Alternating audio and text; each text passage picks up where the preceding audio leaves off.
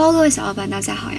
我们又在新的一期视频中见面了。你们有没有发现，在研究摄影构图的时候，会发现摄影的构图和电影中的构图原则是十分相似的，只不过它们一个是静态的图片，一个是动态的画面。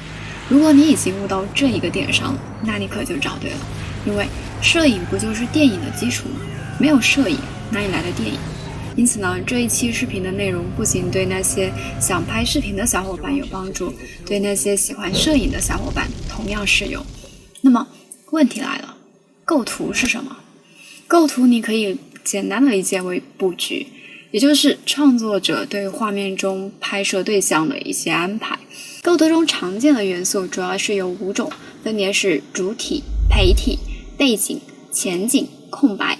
它们不一定同时出现，可能有的画面没有空白，有的画面没有陪体，但是主体是经常出现在画面之中的。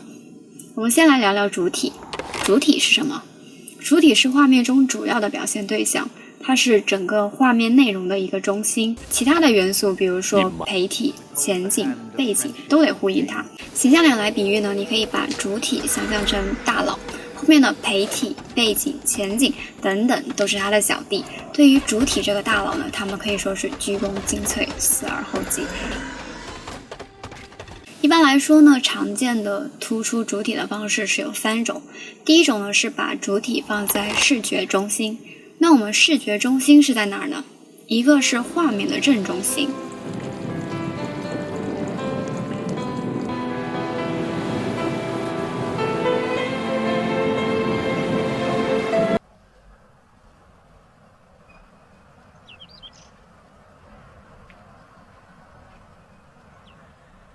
一个是黄金分割点，也就是0.618这个位置。我们常看到的9宫格构图法就是根据黄金分割来设置的。之所以叫黄金分割，是因为这一个比例的搭配是更具艺术性、和谐性，它最能够引起人的审美愉悦。因此呢，在电影中会经常运用到这种构图的方法。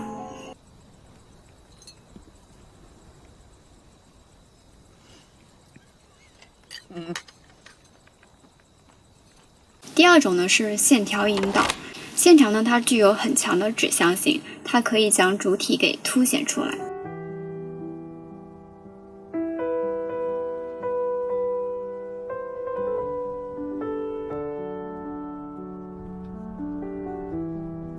第3种呢是衬托。衬托的方式有很多，你可以将背景虚化来突出主体。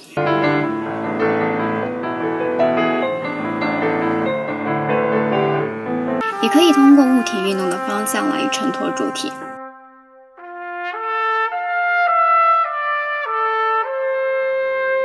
或者说色彩衬托。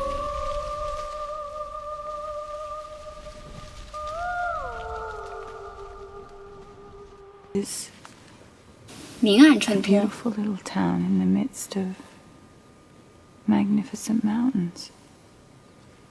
A place where people have hopes and dreams, even under the hardest conditions. 构图的第2种元素是陪体。陪体是什么？如果说主体是红花，那么陪体它就是绿叶。它的主要作用呢是为了衬托主体这朵红花。陪体呢主要是分为2种，直接的和间接的。直接陪体是直接出现在画面之中的拍摄对象。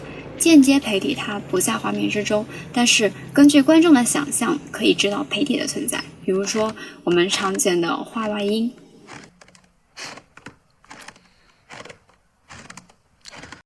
构图的第3种元素是背景。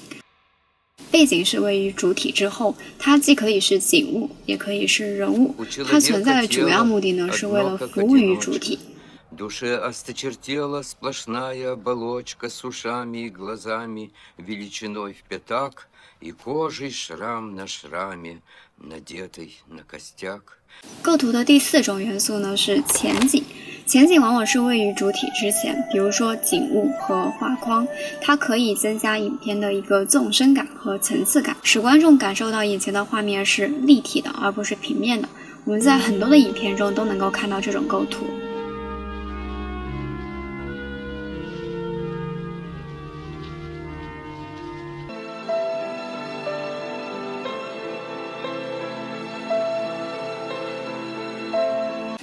构图的第5种元素是空白。空白往往是位于主体之后，是指那些同一种颜色的背景，或者说是虚化的背景。注意，这里所说的空白，它并不是单纯的白色，也可以是其他的颜色，比如说红、橙、黄、绿、青、蓝、紫等等。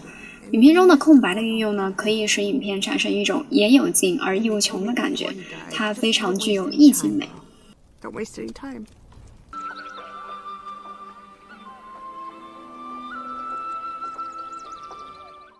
接下来我们来聊一聊构图的方式。第一个是汇聚点构图。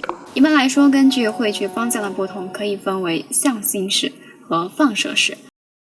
汇聚点构图的向心式构图是指主体在画面的中心，四周的景物向中心集中，这样呢可以将主体给突出来，甚至有时候会产生一种挤压主体的感觉。比如说在张艺谋的大红灯笼高高挂中的这一个构图，就十分符合影片控诉封建伦理制度对女性压迫的这样一个主旨。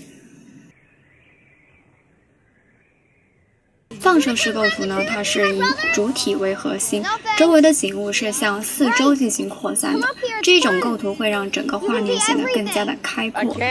第二个是字符型构图。所谓字符型构图，就是说影片中的构图和字母和线条是类似的，比如说常见的 S 型构图、L 型构图、十字形构图、井字形构图，或者说是9宫格构图等等，这些都是属于字符型的构图。S 型构图它可以让整个画面显得更加富有动感，往往能够营造出一个很强的纵深感。L 型构图是利用地面景物和树木来进行构图，常常是给人一种非常稳重、安静的感觉。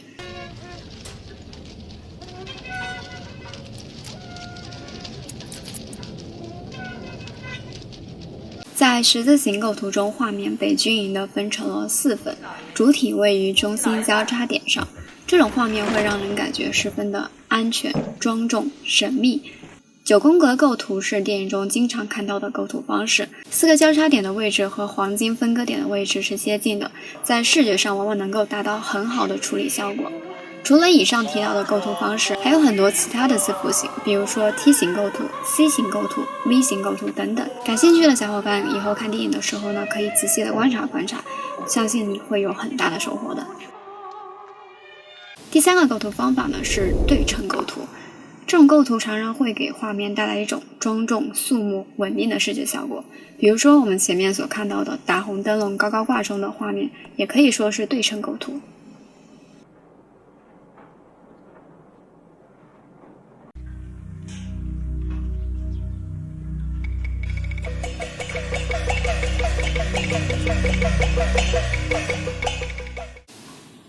第4个构图方法是三角形构图。正三角形的构图往往会给人一种非常稳定、坚实、不可动摇的感觉，但是一旦三角形产生了歪斜，就会给人一种不稳定的感觉。一般来说，最不稳定的是倒三角形，整体给人的感觉是摇摇欲坠、岌岌可危的。以上呢就是这一期视频的分享了。如果你喜欢这一个视频的话呢，可以在评论底下留言，你的鼓励会是我一直产出的动力。那么我们就下一期视频再见吧，拜拜。